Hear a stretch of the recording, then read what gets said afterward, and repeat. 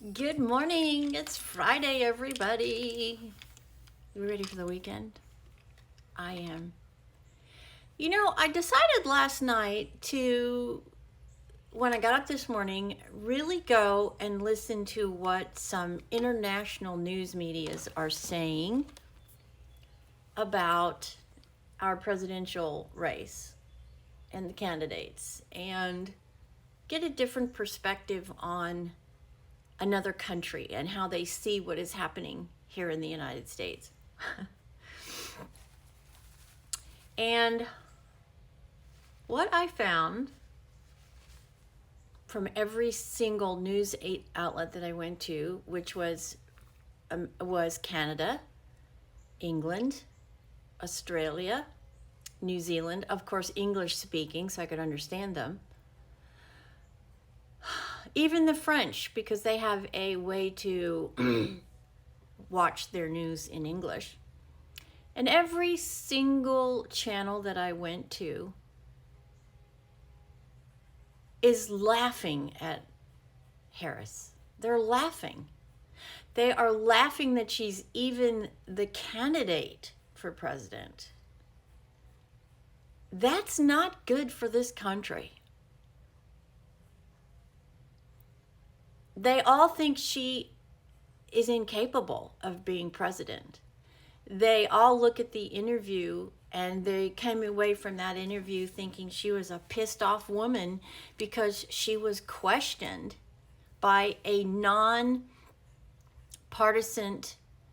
combative reporter who, if you read the U.S. press, he is being called all sorts of chauvinistic things because he pressed her and because he interrupted her. Well, he interrupted her because she wasn't answering the questions. She was doing what she always does, deflecting, word salad, anything to answer the question because she simply can't answer the questions.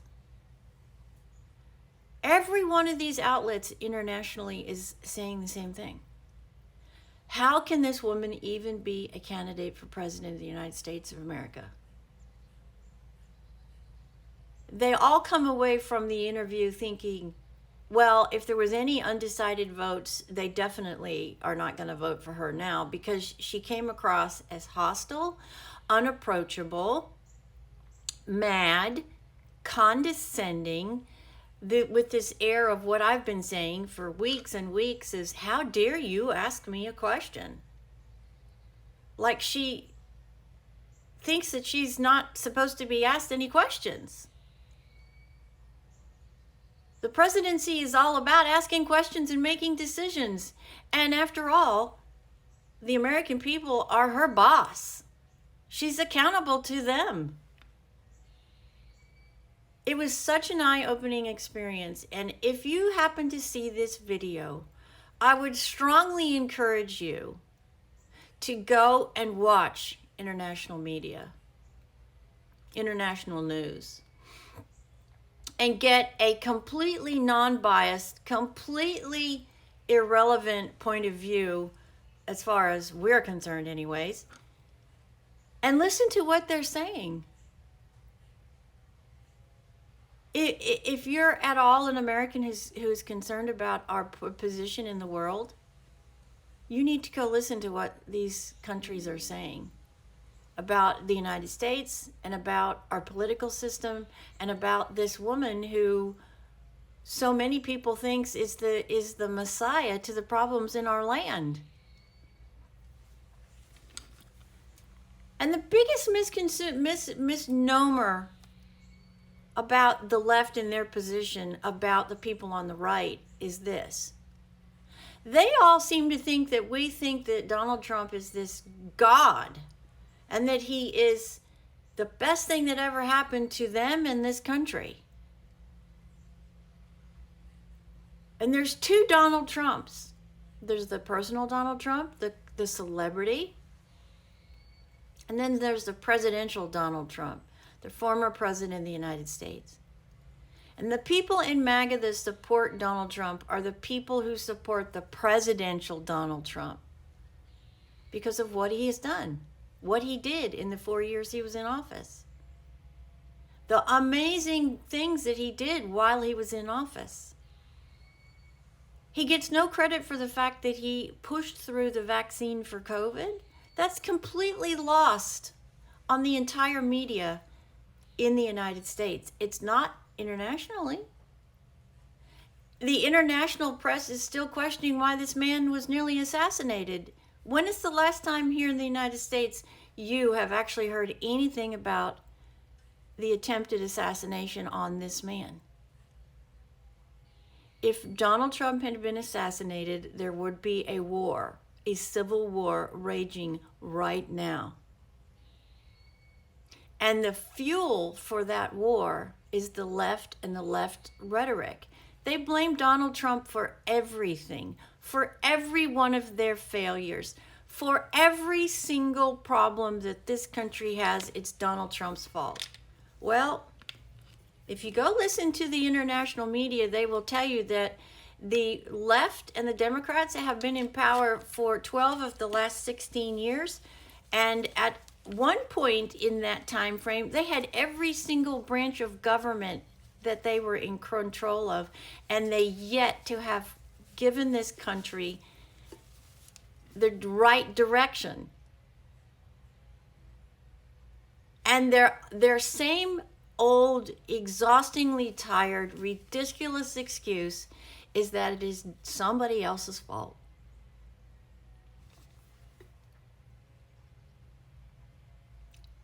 Go listen to what they think about Harris. Go listen to a different perspective about what they feel will happen if this woman is elected. Take my word for it. Don't take the U.S. press's word for it, because they're not giving you the straight facts, people. They are bought and sold for by the left. You're never going to get factual information from the national news media machine. You have to go find it on your own. And I encourage you to go out, spend some time, and go listen to what the international press is saying. If you're an undecided voter, you really need to do this. You really need to get a different perspective outside the United States for you to get a true understanding of where the American political system and our nation stands with our international allies. These are allies. These aren't hostile countries. These are allies. If our allies are saying this, can you just imagine what those countries who hate us, hate our lifestyle, hate everything about the United States, what they are saying? That's what is terrifying. And the left and the left supporters don't even seem to be thinking about that. Donald Trump, the president, is why 56% of the American people support him, and the fact that he will take a bullet for us. He will die for us. He will make sure that the American people are put first, and they cannot buy him.